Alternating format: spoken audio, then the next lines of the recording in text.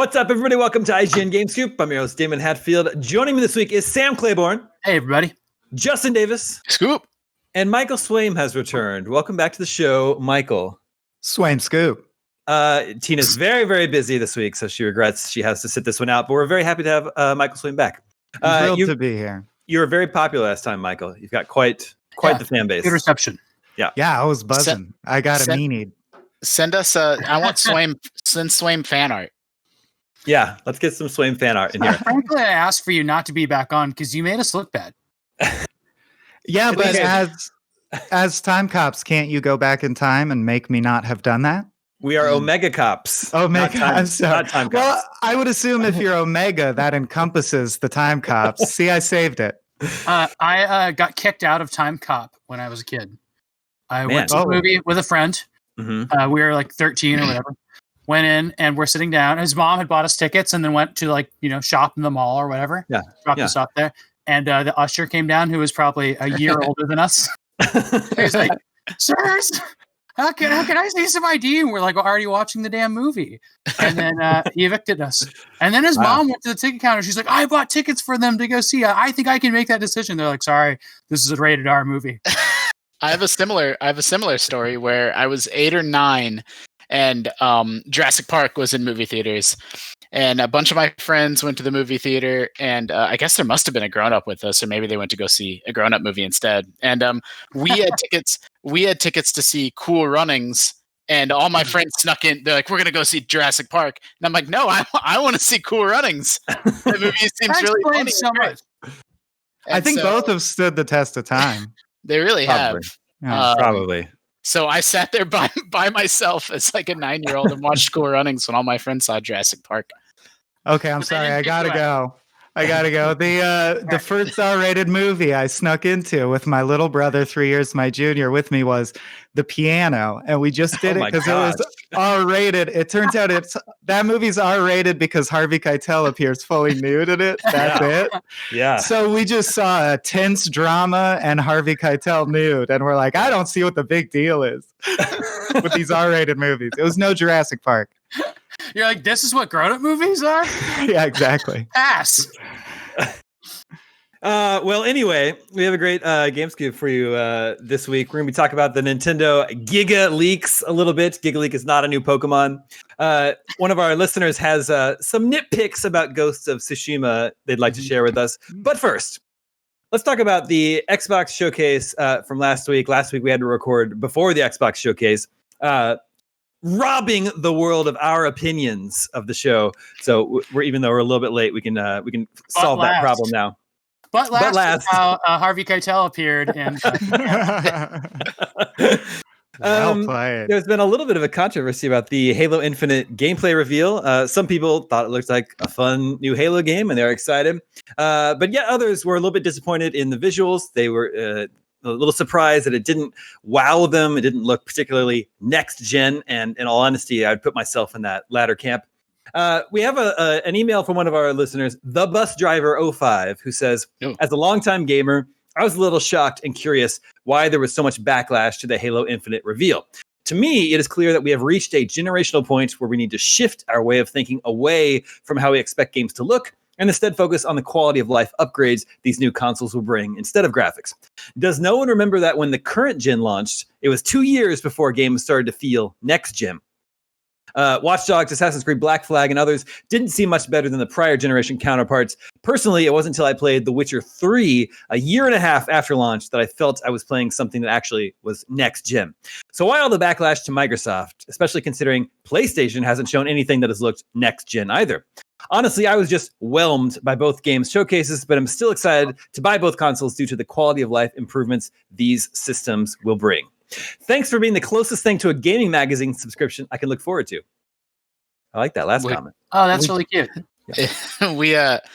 There's definitely some truth to that. Like, there's always the generation launches, and there's games that look good or maybe even great, but then he's totally right. Like, it takes a little while for like the game that you're like, oh, I get it. Like, this is what we can do now that we couldn't do before. Like, the example that's always in my head is like around BioShock or like Gears of War on the Xbox 360. And before that, we were just sort of playing like like, I don't know, like Perfect Dark Zero is an Xbox 360 game, and that game doesn't look very good. So, Yeah. And yet that line's getting fuzzier, right? Like Last of Us Part 2 dropping on this generation, I found it hard to believe that this was possible coming out of this same launch day PS4 box that I've been playing all the previous games on. So I think it does depend on the developer. I was definitely with Damon being a little bit, I'm not graphics forward myself, but it seems to me that Halo is a graphics forward franchise, and I was firmly underwhelmed. Well, I will say, like, I like, if anyone says that game doesn't look very impressive to them, like, I respect that opinion. It doesn't look as impressive or as eye-popping as a game like Horizon as it was presented to us. But like, what some people may not be considering is that game's running at 4K 60 FPS. Mm-hmm. It's an open world game, a fully open world game running at 4K 60. And that's pretty hard to get across. That's very impressive from a technical standpoint. And that's not very easy to get across in like a live streaming environment. Yeah, that's true. Yeah, I guess for me, like Slane was just saying, there's just been multiple games on PS4 that I've been playing recently, like Last of Us Part 2 and Ghost of Tsushima, and even going back a couple of years to Red Dead Redemption 2, where God of War, I played these games and I was amazed. I was stunned at how amazing they looked. So, Microsoft has the most powerful console ever and has this one of the biggest launch titles ever, their flagship series. So let's take a look. And I was like, but none of those games are 4K 60 FPS. That's true. I mean, that's true. I guess it's just like, what's important to you. It's a fair caveat, but I think it still means it's worth like interrogating why they chose to show it in that context now. Because obviously they very intentionally were like, this is our foot forward. I'm surprised they didn't foresee a little backlash. Yeah, go ahead. They did foresee backlash, I think, and I think what they also foresaw was that everybody's not showing gameplay. Nobody's showing gameplay for anything. All we get is cinematic bullshit, and I'm tired of it. Like, all we're getting is really cool cinematic trailers for like all of your favorite games. Think back what you've seen: a little bit of Assassin's Creed battle stuff. Like, that's what you've seen from next gen so far. It's just not, there's just not much that's been shown. There's the Ratchet and Clank footage, but that's not launch, right? That's like some nebulous like future date. So I think showing gameplay from a launch game is really cool, and it's all I want to see. So like, did I determine whether I want to play that game? I absolutely want to play that game. It's got a grappling hook. It's got Halo stuff. It looks really, really fun. And so I think like they probably didn't anticipate like it only being a discussion of the graphics, because there's a lot of other cool stuff going on there. I wanted to read. Tina had written a little statement about this. So can we check in? Can we check in with the panelists? Yeah, I'll cede some time back to Tina. That's fair. Yeah, she said that I felt that everything from the music and UI and sound effects, etc., were intentionally designed to hit on nostalgic Halo experiences, but I understand some of the negative feedback on it not feeling like next gen. The game was packaging the feeling like it's supposed to because it's their next gen game, both because of the showcase's highlight of it and because of Xbox's history with it. So, like, I think that's a really good point, right? It's like, did it look like Halo? It looked more like Halo than the games that were Halo on the last console. It looks a lot more like Halo 3 and 2, which is so exciting to me. I think that's great just because it's nostalgic. Well, you also, I mean, Sam, you said it before we started recording. We're like, we have not seen launch PS5 gameplay. Like, Sony's pulled a little bit of a magic trick on people. We're like, I'm excited for Miles Morales. I'm going to play that, but we haven't seen that video game yet. Like, so Microsoft sort of like, they went first when it comes to this stuff. Like, launch PS5 games probably aren't going to look radically different than this. Yeah. Although I should say, I haven't traditionally been much of a Halo fan. So, maybe it would take more than just like a solid looking gameplay demo to get me excited. But I really like open world first person shooters like Far Cry and Borderlands. So if Halo's sort of skewing more in that direction, this might be the first Halo game in a long time that I enjoy. Yeah, our previewers who, just got to do a bunch of interviews and stuff like that ahead of the conference. And we have like 4 separate stories up about Halo, which you should check out because it's a bunch more information than you can just see in that demo. But they had mentioned that there's a lot more backtracking, and that's what the map means in that game. And that there's kind of like these big open areas. I talked to Miranda, who had been one of the people writing about this, and I said, is this more Metroid-like? And she said she wouldn't go that far, but but that's the concept of it, is that you have a very, very large arena, and Halo has had that and that's what's really good for vehicles. And I really always like that about like, okay, I'm tired of playing this level by running around. You can just hop in a Ghost and try to get it through the whole level. I think that's really fun, like cram it through doorways and stuff like that. So I think it'll be great. Like, just at some point, you'll probably be able to like shortcut by like hopping in something that flies and getting back to where you were before. Like, that'd be super cool. I'm also very interested to see actually how they tackle the storytelling, because I just did a video for us that entailed going through the story of every Halo game, and it is it's very movie-like. It's very linear, and Master Chief's adventures are what they are. It's no Mass Effect. There's not a split at the end. And playing Ghost of Tsushima, I was just talking to a friend about how there's a unique structure to the way open world games dispense story, because it has to be choose your own adventure in any way that you want to meander through it. I'm just really interested to see how a story about Cortana and Master Chief plays out in an open world, because I do think they'll adapt to that. It will be slightly different. Okay, another game that was shown off in the Microsoft presentation was Grounded, something new from Obsidian.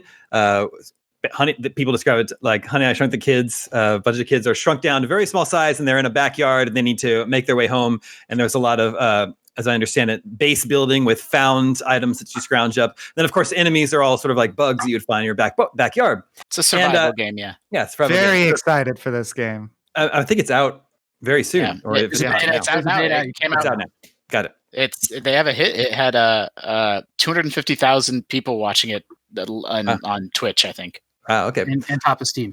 But we've been talking a little bit about accessibility features in modern games recently, and this one has a really, really interesting one. The spiders are a big threat in this game, so they included an arachnophobia mode where you can turn the spiders into cute little blob things, and it's not even an on-off switch. It's actually a slider, so you can determine for yourself how spider-like or not you want turn those enemies to be.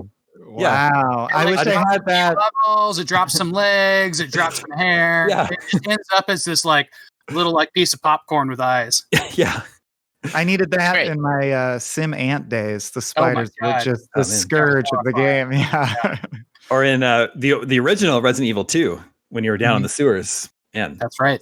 Honestly, I'm a baby, and I can't, like, Alien Isolation's a game that I understand is very good, and I just can't make my way through it. I would love a slider on that game to just be able to play it, where the alien becomes Barney or like something. A phobia. So if it's really specific, it's like, it's not making the game less scary, like taking out jump scares and stuff like that.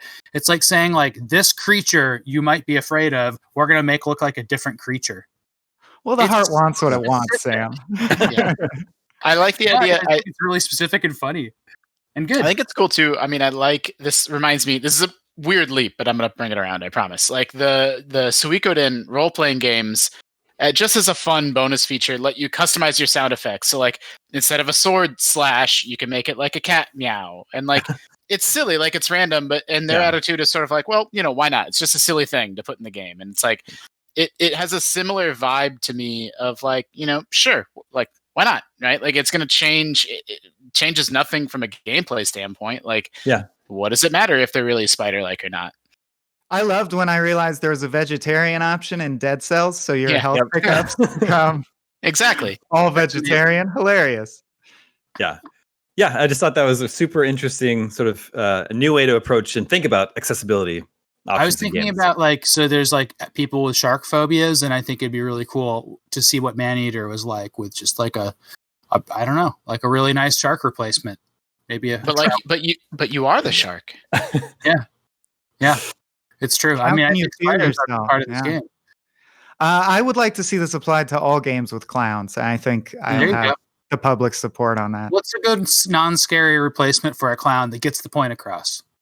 Well, it could still be popcorn. That's still kind of circus themed. Yeah. Or cotton candy. Yeah. What about a shark? I'd be less scared of a shark. Yeah. What about they replaced it with spiders and clown outfits? Yeah. There aren't a lot of clowns in games. Dropsy is the one that comes to mind, and you would want to replace him, but yeah. I think there's a horrible clown enemies in games like Bubsy and Sonic. So we're gonna replace them all with sharks filled with spiders. Is that what? That's where we landed. Like it's an anthropomorphic clown, but the top is just like a spider stuffed into the neck hole and just kind of like coming neck out. Hole. The neck hole. I think like squirming. You know, we were trying to make it less scary, Sam. You just invented the scariest thing I've ever heard of. Yeah. And then they chant, "Go hello, go hello, go hello." Cool. Okay, moving on. Let's talk about these Nintendo leaks, the giga leaks. I'm sure you've seen these by now. All sorts of information stolen from Nintendo somehow. Hackers got a hold of it, and they've sort of been distributing it online. Confirms all sorts of things like Luigi was actually in Mario 64 at one point. We've seen pre-rendered backgrounds that were intended for use in Ocarina of Time. We've seen sprite. Super derpy. A more realistic version of Yoshi where he's less cute. Yeah. We've seen sprite sheets for a side scrolling follow-up to Zelda 2. It's crazy how much information has been out there. We've got an email about this from Neil from London, Canada. And he says, with all the Nintendo GigaLeak news, people clearly want to talk about what was released. Do you think there's a line between the importance of reporting factual events and digging through information gained by illegal hacking for the sake of clicks? Yeah. Go ahead. Sorry. No, go ahead, Justin. I completely agree with the premise of the question. Like, it actually really bothers me. Like, I'm a huge game fan. I'm really fascinated. I love seeing the Yoshi sprite. I love seeing all this stuff, but I'm uncomfortable with, like, it was stolen. It's a stolen thing. Like, it's like rifling through someone's private work, and especially when it's creative work that deliberately was never intended to see the light of day. Like, I don't know. It makes me feel a little bit skeevy. But you know, the game fan in me is still really interested in seeing like Luigi's sprite in Mario 64 and everything else that's been coming out, or polygons, I should say. But I agree with that. It's like people are interested in the stuff because they love Nintendo and they love these games and these characters, and they want to learn more about all this stuff that they grew up loving. But at the same time, it's insanely disrespectful to Nintendo and the people that created these games. Yeah, it's too bad that Nintendo has been traditionally so inaccessible. They've had some cool windows into history. Sometimes, like there was the Mario All-Stars on Wii booklet, had some pretty cool stuff in it. There's the Zelda Dark Horse books, have some pretty neat things in it. And then there's the Wada Asks column, right? That was like a really cool behind-the-scenesy thing. But there's just these little tidbits. And to see that not only was this stuff like, you know, stolen, but it was out there is like fascinating to me. Like the fact that it's not destroyed and that it's like archived in some way, but also, you know, they've never figured out a way they want to share that stuff publicly is really interesting. You know, people don't bat an eye at stealing ROMs, and they don't bat an eye at all these other things that, like, you know, I might wag my finger at more than other people. But for some reason, the reaction to this has really been about the theft and about the discussion around, you know, not covering it from journalistic standards, but more like how do archivists cover it, and like where does it belong in a museum? I think that's all really interesting stuff. But like, boy, is there like some nuances there that are hard to understand, especially from people that like will do anything in the world to rip a ROM and put it on the internet of every single iteration of Rare games, right? Like that's like a militant movement to preserve games, and this was done in a that's stealing, first of all, and this is too. And again, it's nuanced, but it's not. It's all theft, and so I don't know why this has been a hubbub, but I suspect it's because organizations that are doing a lot of this preservation are probably trying to work with Nintendo on doing it legitimately. Yeah, and it speaks to the tremendous demand. I mean, it's a pretty slow trickle. As much as Nintendo does some things to archive its greatest work, obviously, people are still, there's a bottomless appetite for, I mean, where's the Mario 64 remaster already? I need it. And behind the scenes stuff, 10 years ago. That's true. Behind the scenes stuff has the the same effect. I just think it's so interesting to see how Nintendo once again is the exception that proves the rule with other game companies trying to navigate how soon do we let the consumer into the creative process. And in the case of the Halo team, it might have been too early or it might have not been. But regardless, I think that's interesting how this is the flip side of that coin of we're only going to ever show you finished things. And in the end, the game is private property. So that's our right, which is absolutely true. But I do think it's that nuance is very much there because this stuff does belong in a museum. You just want to see them do what Ubisoft does sometimes and sort of roll with it and go, all right, it's out there. So we're going to create a virtual museum, but no, they clamp down. They're the company with the most history that has the most rabid hardcore fans. That's also among the most secretive. Like they don't, Iwata Ask is wonderful, and you're right. They have those art books, Sam. But like you completely nailed it. We're like, it's their right to not be that forthcoming, but they are remarkably and particularly non-forthcoming with their creative process, and that all combines into like this stew that makes this, just a particularly irresistible interest to people. Mm-hmm. Have you guys seen the Making of Star Wars books? Yeah, I have the Empire one, which is the Empire one's incredible. Yeah, and then all three of them are really cool, and it just shows you what like good archiving can give to the world. Like it's incredible seeing a day by day, accounting of how those movies are made, and with all the photography and the sometimes embarrassingly bad, production renders of Yoda and stuff like that. I mean, it's great. It's so cool, and I think video games in general are a industry that is definitely secretive and not prone to archiving and stuff like that. I don't really know why that is. It has to do with spoiler culture now. There's all this stuff wrapped up in that. I did an interview with Joel Hodgson from MST3K last week, and in it he said that Netflix was the only disappointment about working with Netflix is that they were just completely secretive. And MST3K's comeback was all about, hey fans, here's what we're doing this week. Hey fans, what do you think of this? And like really interacting with fans. And then Netflix was like, you can't do any of that.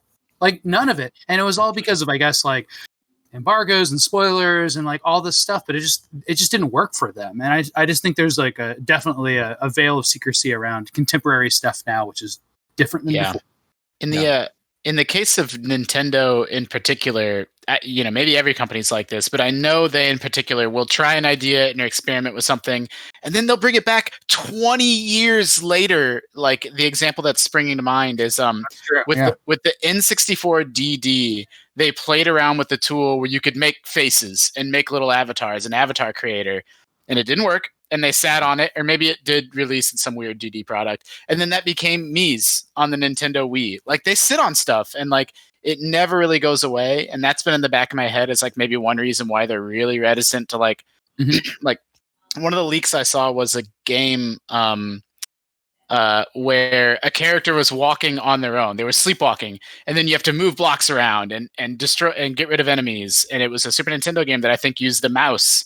We're like popping balloons and stuff, so this character could walk. And then that's Yoshi Touch and Go on the DS. That exact game came out on the DS with Yoshi as the star. And so I think that company, like, who knows what weird and crazy stuff are in their archives that, maybe we'll never see the light of day, or maybe will get recycled for, in a different context in the future. Yeah, and it's incredible. Put Yoshi in Super Mario Brothers, like the first game.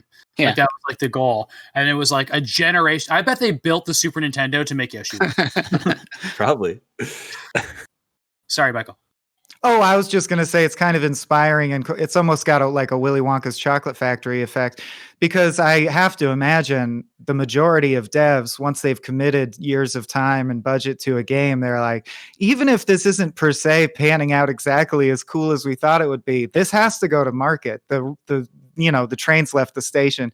And I think at the end of the day, that's how we end up with a lot of mediocre games. It's cool to see companies like Blizzard. I got to interview some Blizzard folks, and they had the same sort of policy, and Nintendo, where their work on tons of experiments and mechanics that they are absolutely willing to abandon or put in the drawer for, like Justin said, 20 years later. I do think that ends up giving us some of the best games that we wouldn't get otherwise. Yeah. It's a strange situation. I also go ahead. The last point I want to make on this is there is some nuance between like, look, confirmed Luigi was going to be in Mario 64, and it's like, well, no, what's confirmed is that he was cut from Mario 64. It's like what we're seeing. It's like seeing drafts of a novel. It's like, well, that stuff isn't in the final work. So like, or it confirms that somebody in an afternoon was like, look what I did, guys. Yeah. Like, it just so says nothing. Like you're seeing early drafts. There's with Ocarina of Time, there's the Kokiri Forest, an early draft of that where it's huge and everything's really, really, really spread out and it's empty and like it looks weird. Like the finished version is compact and everything like is a lot more charming and like you're seeing an early draft of something. So I think IGN, I'm proud of our coverage of this and our discussion now. I think I'm pleased with the nuance we were able to bring to it, but like, some people have not been as, it's like confirmed this was in this game. It's like, well, it's just part of the creative process. Things come and go all the time. Confirmed. There was a meeting where someone said, "Should Luigi be in it?" And someone said, "Nah." Yeah, it's not that big of a deal in the grand scheme of Mario. Yeah, we did a cool roundup of this that Joe Scrubbles wrote on the site, which you can check out. But I think it's also significant that like so much of the stuff that's being shared is visual, and it's just like you get to like see these cool pieces of art, or it's art, that somebody designed and carefully assembled in pixel form, often, and that's like so incredibly rare. I mean, you get stuff out of interviews and people talk about the good old days, but like, man, to like see some of this stuff is like just such a treat. It's so irresistible. Well, and I agree. I just want to say, like, I agree. Like, I find this stuff fascinating too, and I guess I am glad to have seen it and know about it now. But if I had been given like the choice, like if I were walking down the street and a guy in a trench coat in an alley was like, "Hey kid, want to see some secret Nintendo stuff I sold?" I'd be like, "No, thank you." There's the stolen goods part of it is the source code, that's very actively bad, right? Like I don't know, maybe this is a completely made up distinction, but in my mind, seeing Luigi's model in Mario 64 is like in the public interest. Like we're all fans and want to see that. But like the actual code, the line by line code of how those games were built, like Nintendo games feel special and have a better feel in their platforming and everything else than almost anyone else on earth. So it feels really dangerous and awful that like that actual building blocks of code is now out there in the world. Again, this is a distinction in my own mind that I've made up, but like that feels worse to me than like, art assets or like early versions of a level. That's just sort of fascinating to see. Yeah. That like for like a brief period, and this could still be true for the vast majority of it, everybody's like, is this real or not? Like, it's just hard to tell, right? If something's real or fake. And we're dealing with, hackers that could be pulling one over on us. I don't know.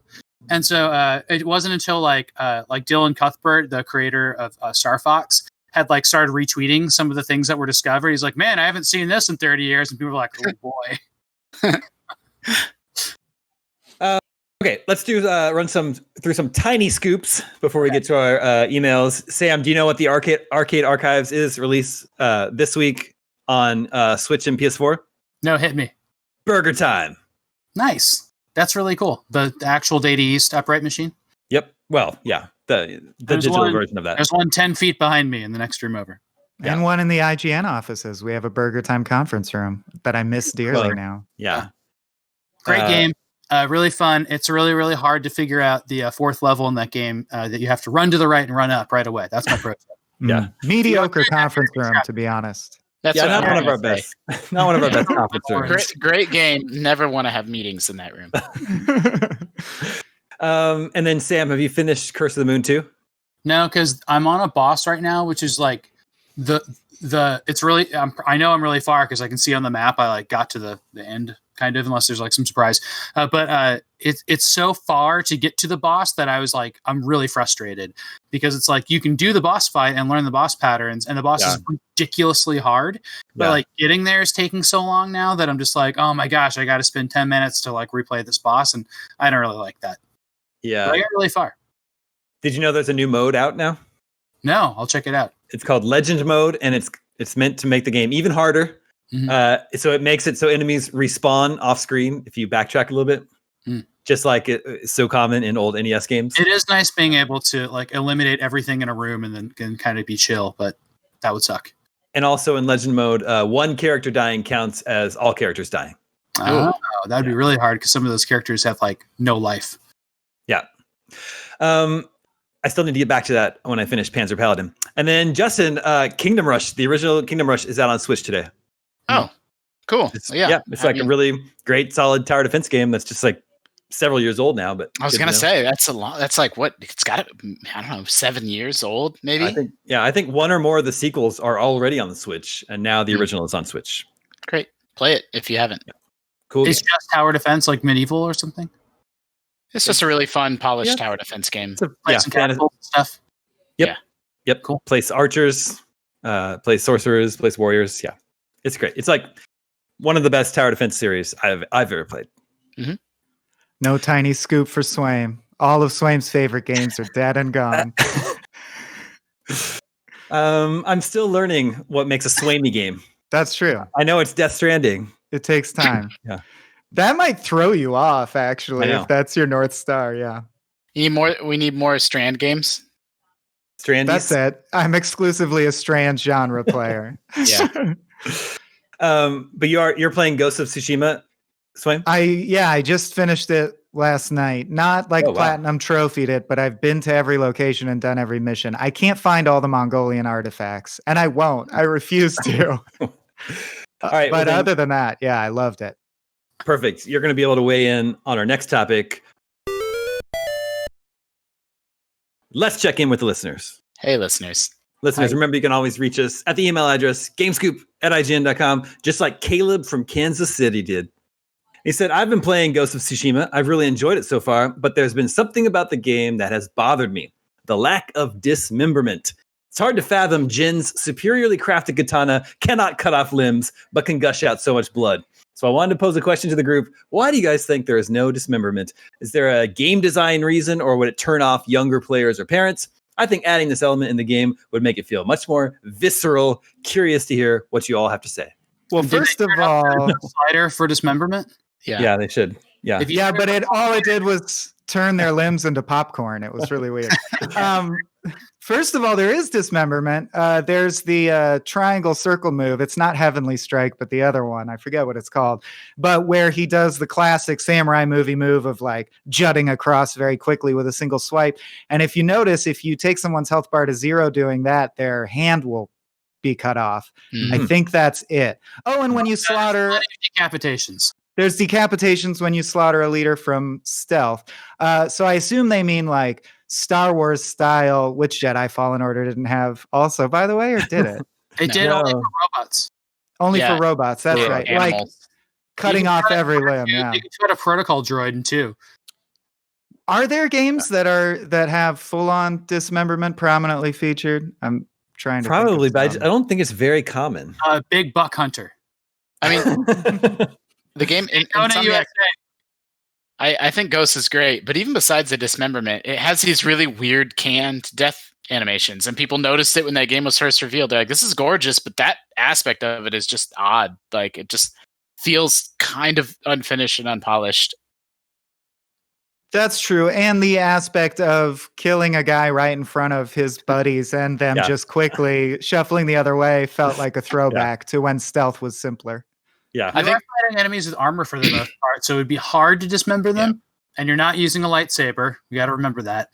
But still, it's not. I was gonna say, I don't know how common dismemberment was in feudal Japan. You know, it's still, no matter how sharp your katana is, you still got to cut through bone to hack a limb off. You know, like get about the job. A lot of the deaths are from like a chest stab, or like a slash like all the way across the body, or the neck stab. Yeah. Seemingly very deadly, painful ways to go. It's crazy how the enemies are crawling around not dead after you slash them a bunch too. Yeah, you do have to take them out. I think it's a completely legitimate question to ask, and like, you know, it's 2020 and maybe it's reducing the game's realism, but just the sociopathy of like, why can't I chop their limbs off? It's like, come on, man. This is really what we need to be worrying about. I don't find that it would have enhanced my experience much, but I do think it speaks to something that's legitimate. Like GoldenEye, I've always maintained really broke through because it was one of the first games where you shot them in the body affected the death animation. That blew my mind at the time. So I get where it comes from, but I will say now in my mid-30s, just pumping the violence slider all the way to the top doesn't do it for me like it used to when I was lusting over Mortal Kombat and my parents wouldn't let me have it. No, like, and I'm not giving anybody a hard time, to be clear. That's just the way that we talk about video games sometimes. It's like, if you're not aware of like how video games work, it just sounds horrible. Yeah. And I don't know if there's any sort of like design challenge that poses. Like you have a character model, and if you cut off a limb, like there's now a part of that character model. So I don't know if that's hard for, for the program to process. I have no idea. How did your parents find out about Mortal Kombat? I believe from a full page ad in a GamePro magazine I left lying open. I thought I was planting the seed for a Christmas present. I was just letting them know what to forbid me to do. The other big one was Night Trap. My mom literally ran in and ripped it out of the Sega CD and was like, I saw on the news that you can't play this game. Wow. I can't believe you wanted to play Night Trap. Full motion video, baby. It's the wave of the future. Still. I played plenty of FMV games on my Sega CD, but I somehow just missed Night Trap. How crazy was it to see the control sequences that were FMV and realize it took me a second to believe, oh, these are actors. Wow. Some other game has done that recently too. I think that's cool now to mix that stuff in because it's usually around like cool game effects and stuff like that. But yeah, that was the projector in that, right? Mm-hmm. Especially. So I'm currently in Act 2 of Ghosts of Tsushima. Sam, where are you? I'm deep Act 3. Deep Act 3. Okay. And Justin? I stopped playing it. Okay. You just went back to Lord of the Rings Online? Well, that's what I was going to say. It's nothing against Ghosts, but I exclusively play Lord of the Rings Online now. I mean, look, like they need help. Yeah, I know. Was there any particular reason or facet or moment where you fell off? Or was it just natural entropy? Again, it has less to do with ghosts and more to do with Middle-earth. Just Me like too. the brigands were encroaching on the town of Bree, and goblins had set up a camp in the Midgewater Marsh. Unbelievable. And if that weren't bad enough, orcs bearing a white hand had come down from the north out of the North Downs, and so Bree, Bree was just really in a lot of trouble. One day, Sauerman is due southeast of there. No, but those orcs are everywhere, man. Like I agree with you, Sam, and I understand what you're saying, but it's it is what it is. And now I'm making my way up to. There was some strange lights seen on the top of Weathertop, so I'm on my way there now to investigate what was going on. Do you think that was when is this? You follow the Fellowship. Okay, so that's what was happening. It was that the Fellowship was fighting off the Regrets. Yep, exactly. Okay. Well, that all sounds exciting. So then, Swaim, since you've finished the story in Ghost of Tsushima, what's your overall assessment? Oh, I felt like it was, to mix metaphors, like someone hitting a home run with meat and potatoes. It felt very much like, which I think is the general journalist, like reviewer consensus. It felt like it picked up the torch that Assassin's Creed gradually set down. It reminded me of playing classic AC games in a way that I found very joyous because Odyssey was a bit too much for me. And I enjoyed it all the way through. It is the best photo mode I've ever seen. And photo mode, by the way, is totally a new obsession for me. This game and Death Stranding, I think I spent about half my time setting up perfect shots. And I don't know why. I don't know what I gain. I just enjoy doing it. That's my Animal Crossing is video game photography. Are you all in on Pokemon Snap? Oh, I can't wait. Yes, very much so. Pokemon Snap's going to be great. Once someone explained to me that Pokemon Snap was basically a first-person shooter game, like a non-violent first-person shooter game, I was like, oh. It's just a rail shooter. Yeah, it's like Time Crisis, but instead of killing things, you're just photographing them. Just snapping photos. Sometimes you hit them with apples. Although, they're putting in a slider where you can dismember Pikachu. But yeah, sure. You can barely tell those little limbs that you can barely tell. A dismemberment slider would be particularly gruesome because if you just move it a little bit, the head doesn't completely come off. You need to give it a few more.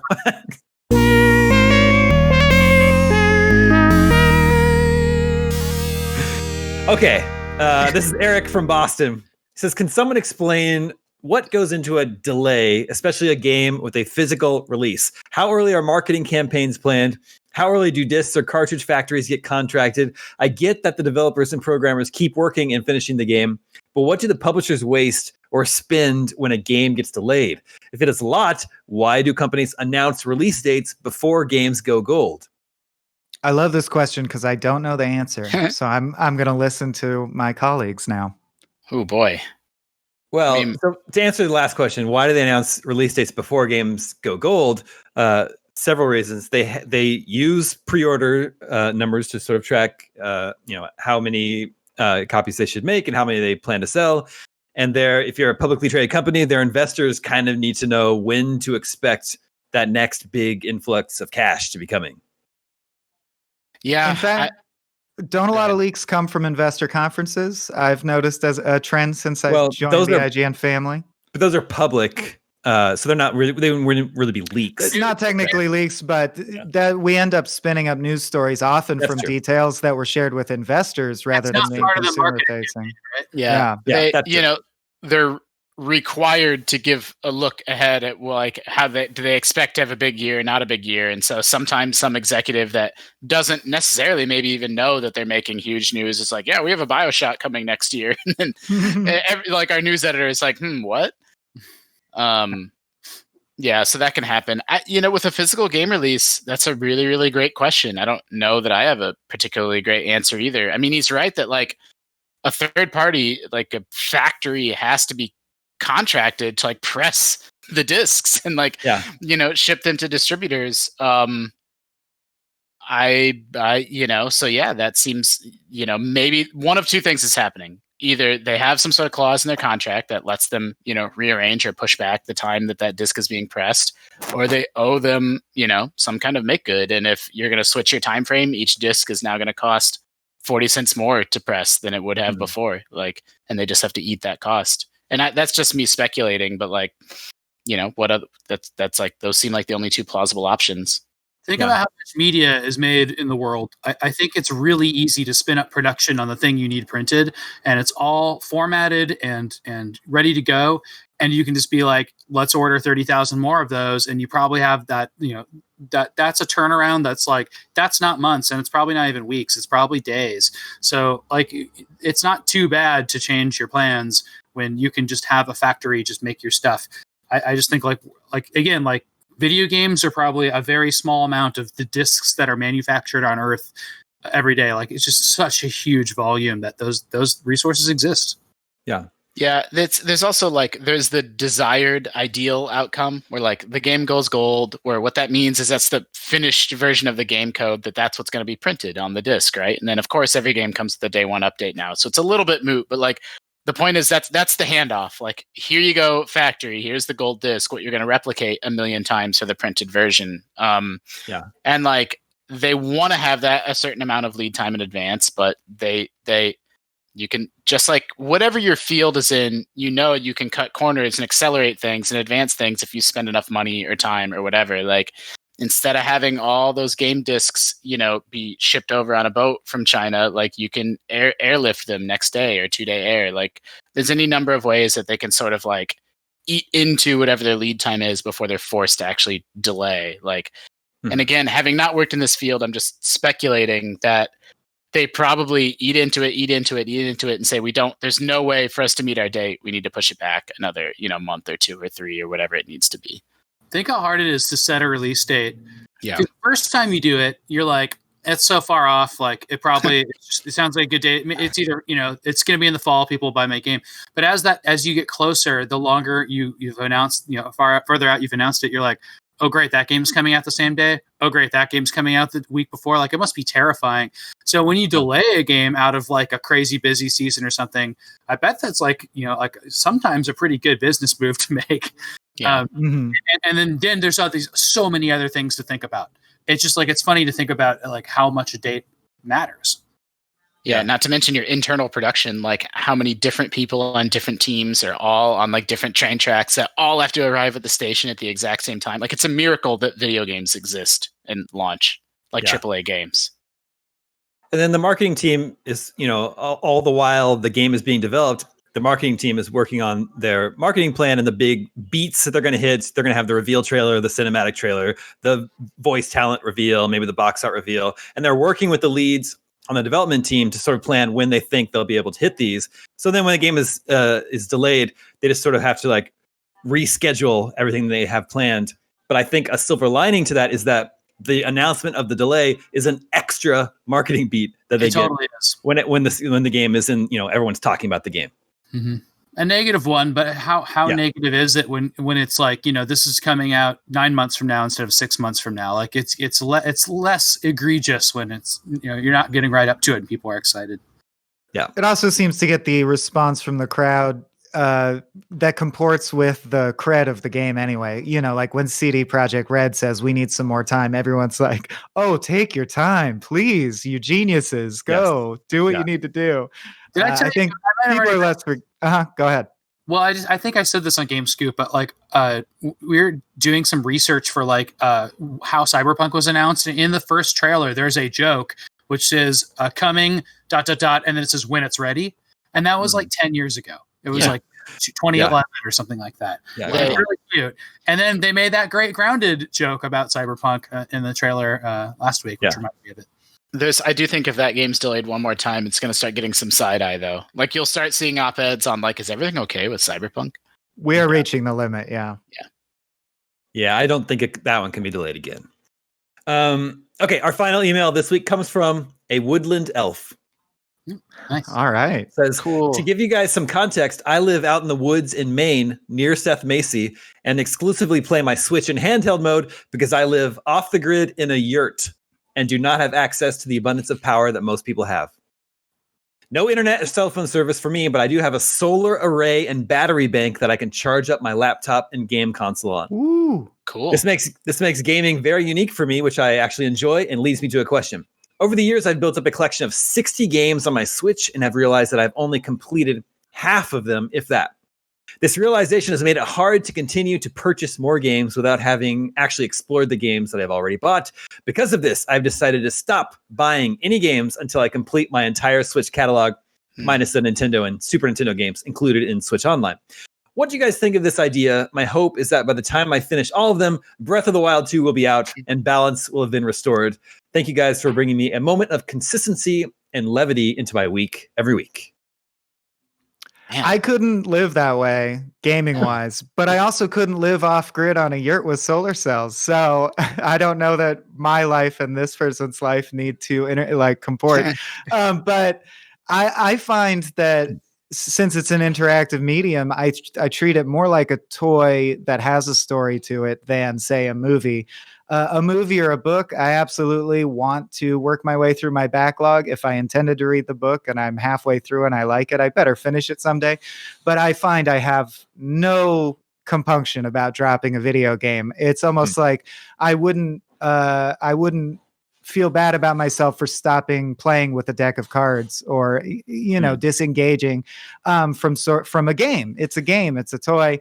And I think the simpler way to say that is I'm greedy for new experiences. I'm not going to keep myself from experiencing the hot game that all my friends are playing and talking about. There's no way. I got to get in on it.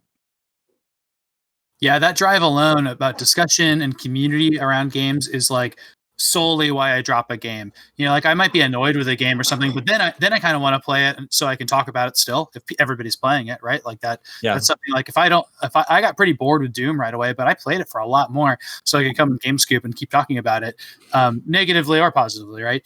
Sure. And I think that like switching to the next big thing is like it's so part of my nature that I can relate to this person's play style. And what's also part of my nature is never going back. Like I don't care. Like if something seemed pretty fun and it probably is going to get a lot better, I just don't look back. I never do. I feel like it's too stupid to go back and like try to learn everything that I like.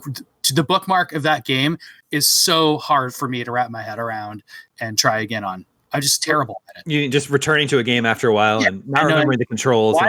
Why was all this armor like this? Man, like go back and look at your Skyrim save file if you have played it since it came out, and like look at the things that are in your inventory, and it's insane. Like I can see the projects I was like right in the middle of, and they make zero sense to me. Yeah, I know exactly what you mean. Mm-hmm. I think it's really awesome and special that he spends some of his battery life on GameScoop every week. First of all, like he's got a finite amount of electricity in his life, and he spends some of it with us, which is awesome. No, I've said this on Scoop before that I think there are too many amazing games and experiences out there to spend 1 second more on something you're not enjoying anymore. Yeah, put it down, huck it across. If you're not reading a book or you don't like a book anymore, throw it across the room.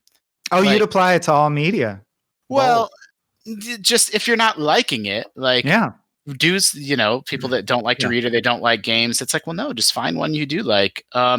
With the asterisk being like, money and budget isn't unlimited, and there can definitely be fun to be found if you have 60 game on your Switch 60 games. There's probably some diamonds in there that like if you give them a deeper shot, you're probably going to find some enjoyment in there that you missed the first time around. But generally speaking, in my 20s, I would say I felt very guilty about a backlog, and I had a master list of like every video game I wanted to beat. And now I'm like, man, like the game has to earn my time and attention every time I play it. Yep. Sometimes I think the people around me help with that though. And if somebody tells me and I like them and I like their opinion and they say the first 2 hours of this game suck, I will absolutely go through those first 2 hours to get to the good stuff. But I need to know that. And that's what I really like about game criticism and reviews. I love being told like that, like, hey, you might end up really liking this game, but like, here's something you need to know about it first. I mean, Animal Crossing was that way. Like a lot of people had to tell each other like, hey, getting the iron bits is going to suck. But once you figure that out, you're never going to think about it again, and don't worry about it. That's not the game. Red Dead 2 comes to mind because I had 40 hours, and you're gonna like Red Dead 2. No. For maybe 90 minutes, I didn't like Red Dead 2, but I really didn't like it, and I think it's an experience a lot of people had. It was the slow pace of opening drawers and picking things up. Well, and the snow pace, it was ugly too.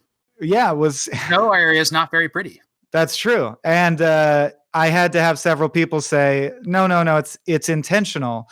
They're trying to differentiate it from GTA and capture the bucolic pace of Western lifestyle. And I think that seems true. Playing the fullness of the game, A, one of the best games I've ever played, and B, that pacing did seem very intentional. So I just think there's an area you can carve out for work that's challenging or demands deeper thought. I wouldn't huck the book across the room the first instant I'm bored with it. But if you have a chapter or two under your belt, get out of there. Bail. Do you know the 50-page rule? No, what's that rule? I don't use this. But if you don't enjoy a book by the first 50 pages, you burn it. No, you don't burn it. You give it back to the library, or you pass it on to a friend or something. But that that 50 pages is enough of a time to realize like, am I enjoying this or not? Now, I've absolutely hit a wall in a book where I'm like, this is definitely not my thing, and I will move on from here. I don't think it's 50 pages, and I don't check myself on that. But like, what is that for games? Well, I think it's, again, like it's more influenced by people around you than your own personal experience, except for this woodland elf who is completely alone and probably will have to set up some sort of system by which he or she can determine whether to go back to a game or not. There are infinite books out there. There are infinite games out there. Don't force yourself to slog through something just because. Yeah, that does sound like a bad idea. Yeah, for sure. Here's something you can do with your old games is make a project out of it. If you were going to say like, oh, I'm going to, make a podcast about each game or something like that. If you're making a creative work from something that you don't enjoy, that's actually a really cool process. And I really encourage people to do that. Take art and make art. I think that's a really good way to make the best out of the things you have that you might not play through for enjoyment. No more podcasts. Just listen to Game Scoop. Okay, I just heard Michael say an exact thing that he said on his podcast that I listened to about The Last of Us. So I know that having more than one podcast out there is possible. Well, you're not expressing entirely unique thoughts and opinions on our show, Michael Swain. There's some the Venn diagram has some overlap, I'll grant you. Yeah. I do want to listen to that guy's Yurtcast. Yeah. I'm a little bit jealous of these GameScoop listeners that are living in and gaming in nature.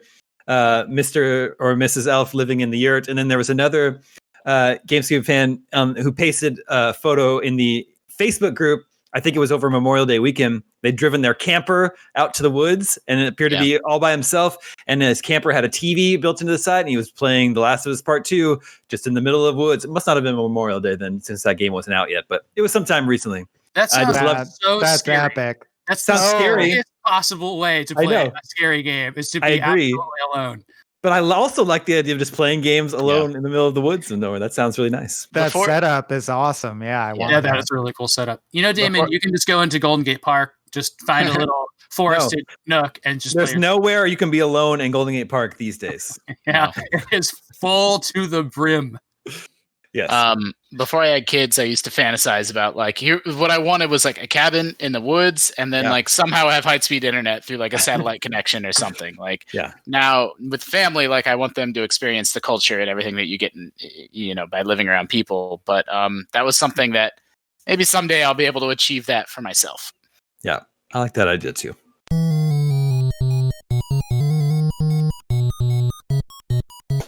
And that brings us to Video Game 20 Questions. Our suggestion this week comes from Brett Perry in Salt Lake City, Utah.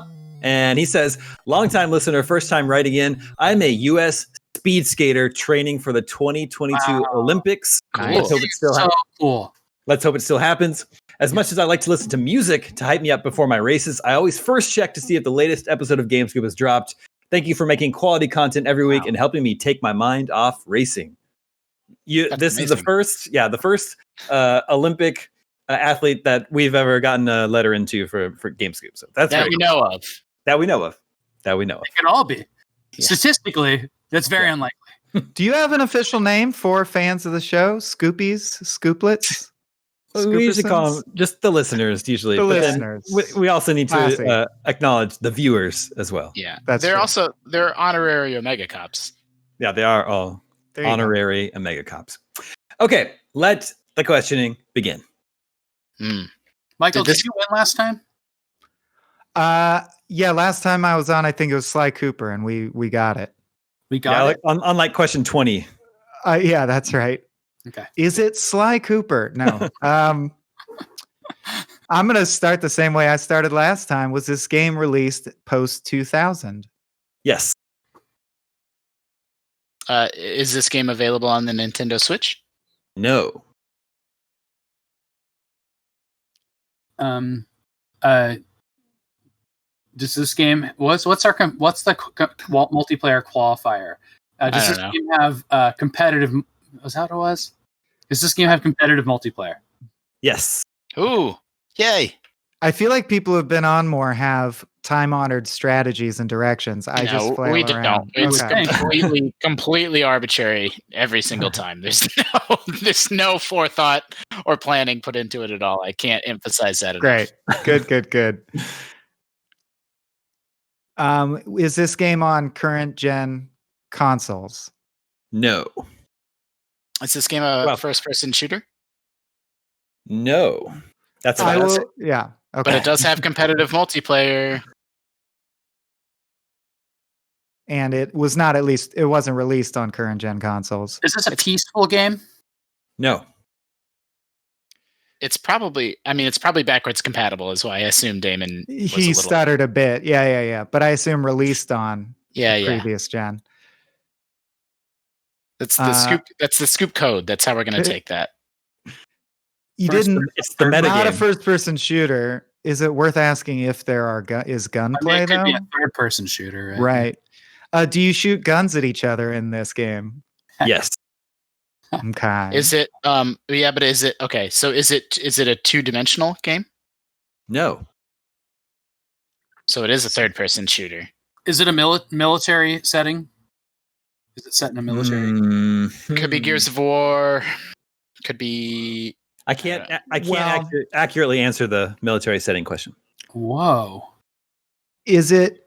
Do you play as soldiers who are in an army? I think we just asked.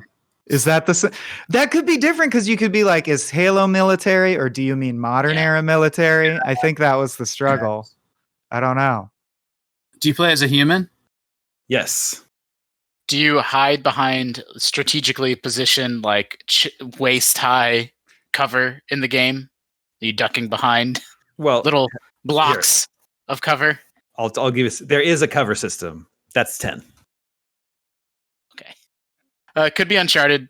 Could be, well, though that's actively not military.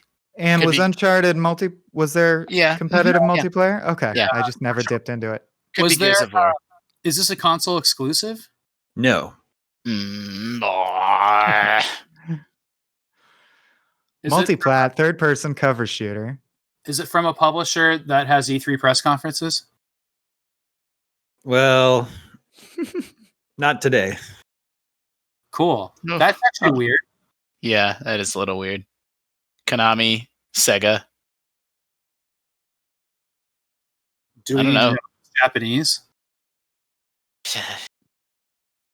That'd be weird at this point. That'd actually help. Oh, we don't even know what, like, after 2000 covers such a time frame. That's true. I was thinking of asking after. Well, but it's last gen. Yeah, that's true. That kind of narrows it down. It's at least last gen.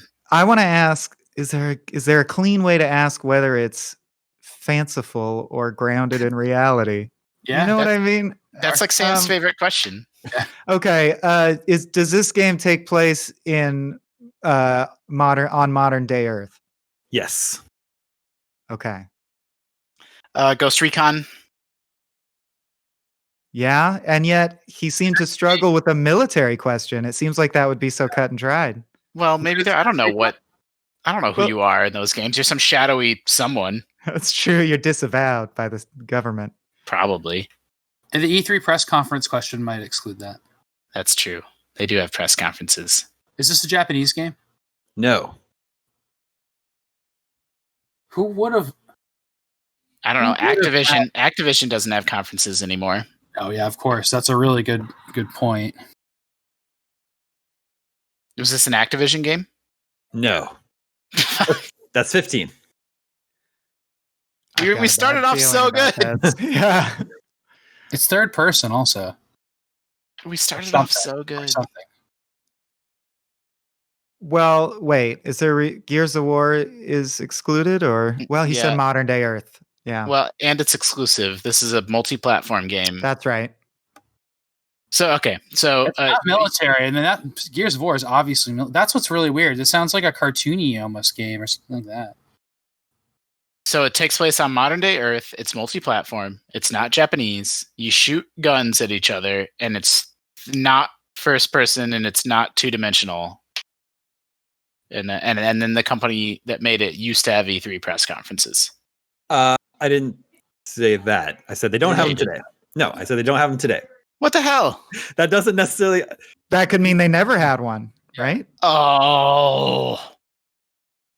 Is this an indie game? No.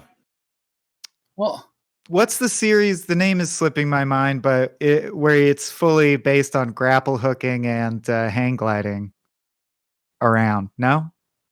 Anyone? Hooking and hang gliding. Bueller? Far Cry? Right. Just Cause? Just Cause. I was like, it's like Far Cry, but you have a grapple hook and it's sillier. Just Cause. Yeah, maybe those. Mind. Do those games have multiplayer in them? I just know it's third person shooty, modern day. Yeah. Those games too. That's true. I don't know if those games have. They must have a multiplayer mode. It could be. I mean, it could be something. It could be like Saints Row or like something. Weird. Or Project Mayhem or something weird like that. Yeah, although that was current gen. Who published both those games? That's what I need to know.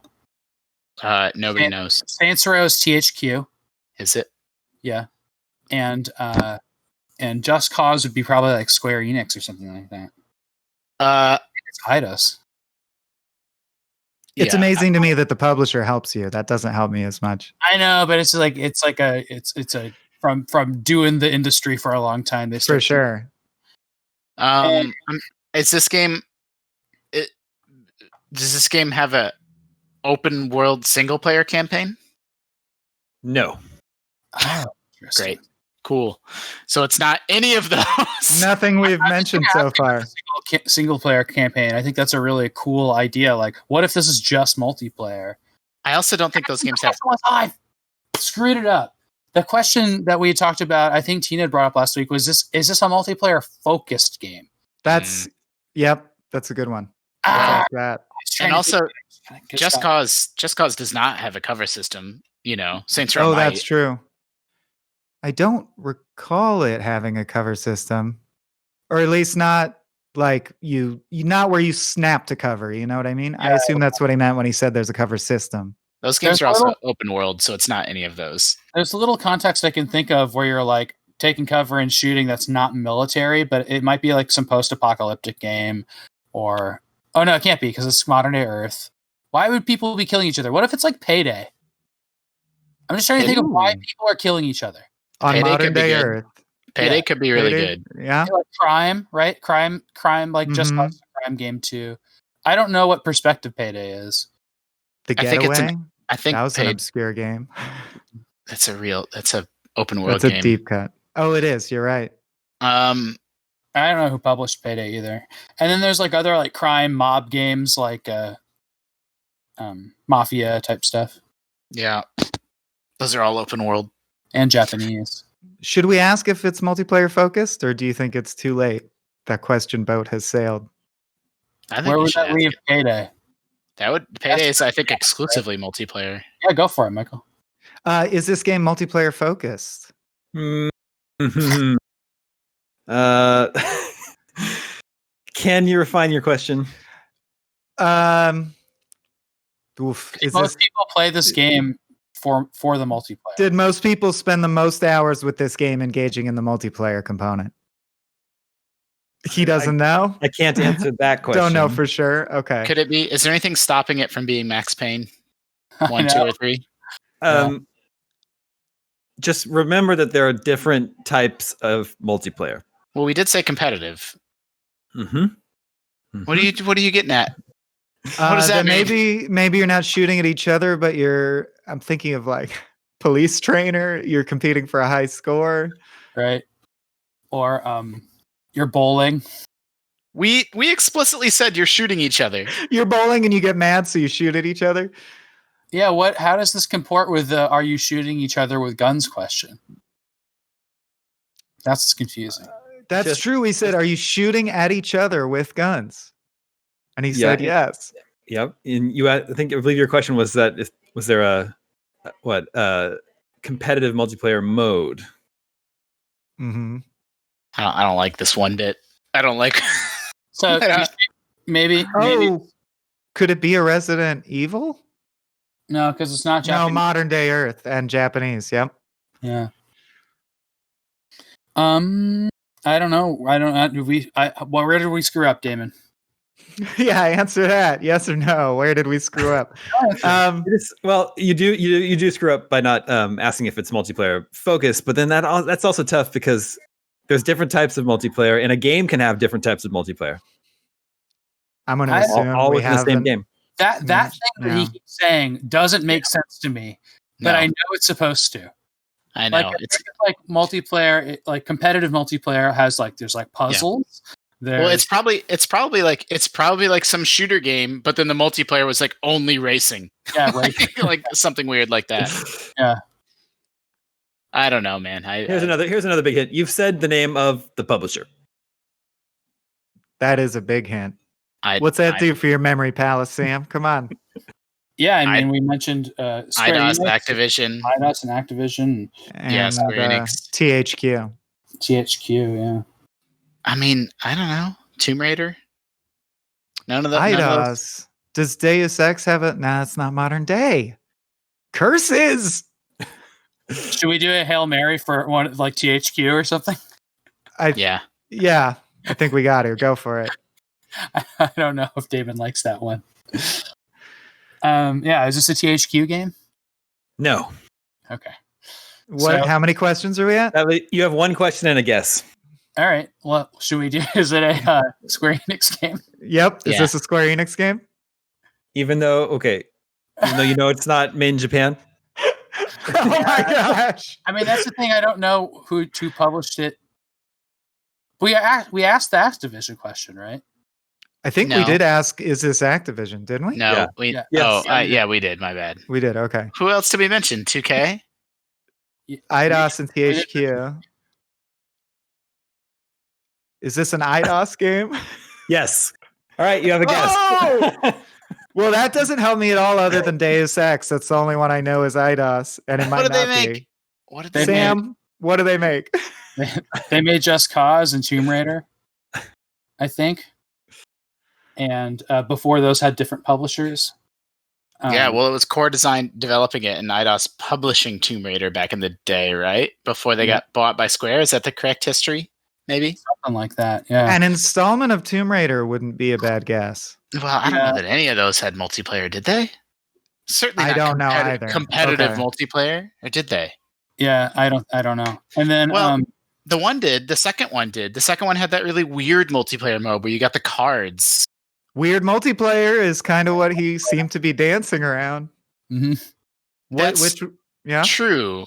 What was the second of the modern Tomb Raider trilogy called?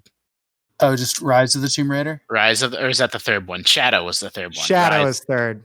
Yeah. So for the record, I think that this is a bad guess. But as far as guesses go, like it's not that bad.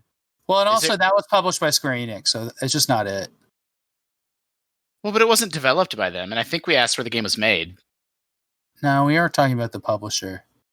Okay, well, I don't know. That's what I would guess. And that means it's last gen. It's just going to be really hard for us to get to.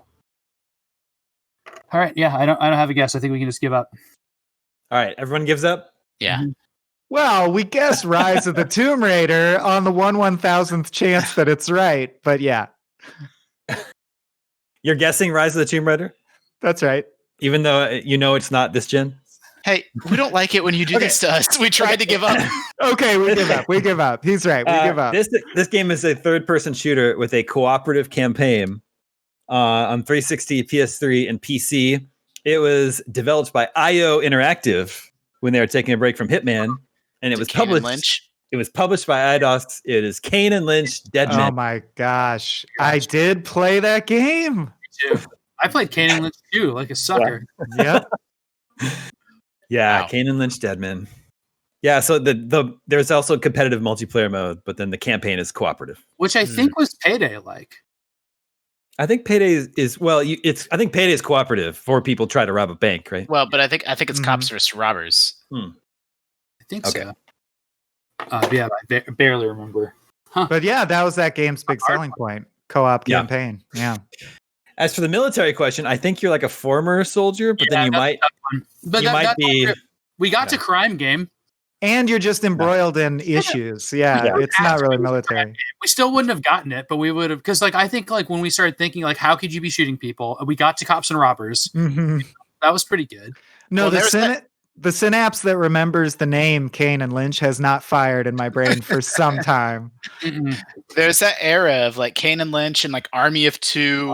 Two. There was like a hot second where that was a thing. Does it have a statue in the IGN office? Is one that we should be asking. Yeah, I haven't seen a Kane and Lynch in the office. Well, there was. Yeah. I haven't seen that one in a while. I'm sure it's disassembled with a dismemberment all the way up to 10 in one of our storage units right now. Yeah, or it's in the Burger Time. I've seen that. Like our facilities manager will take those statues and they actually come apart in these like terrifying ways. And then I'll just walk by a box and there'll just be like limbs everywhere. Yeah. Yeah, the first couple weeks I was working there, he had his, the closet where all his materials are open, and for weeks I just saw him assemble a goose from Untitled Goose Game. Oh yeah. Then we went on quarantine. We never even placed it in the space, but he built a goose. Yeah. I was thinking that if you turned up the dismemberment settings on a game with spiders in it, you would just get so many limbs that it'd be hard for a system to handle. Yeah. Hashtag too many legs. Yeah, especially if it was like one of those clowns that has a spider for like its neck hole, and then like if neck hole. Hashtag neck hole. There would just be hairy spider legs everywhere. Is this the opposite of ASMR? Yeah. Shouting about hairy spider legs. Just a bag of spider legs shaking down on top of you. is anti-ASMR. As you slowly turn your mouth upward. Did IDOS used to have E3 press conferences? I don't know. I don't know. They used to be a publisher, and then they were purchased by Square Enix, and now they're a studio. Oh. Still making like Deus Ex. At least I impressed Michael by mentioning publishers and making it seem like it'd be helpful. That was my goal.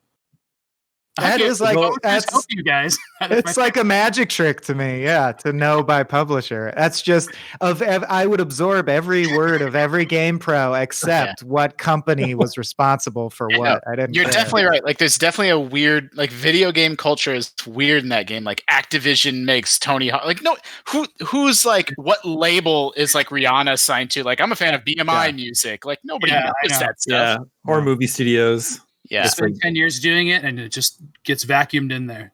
Universal movies are the best ones.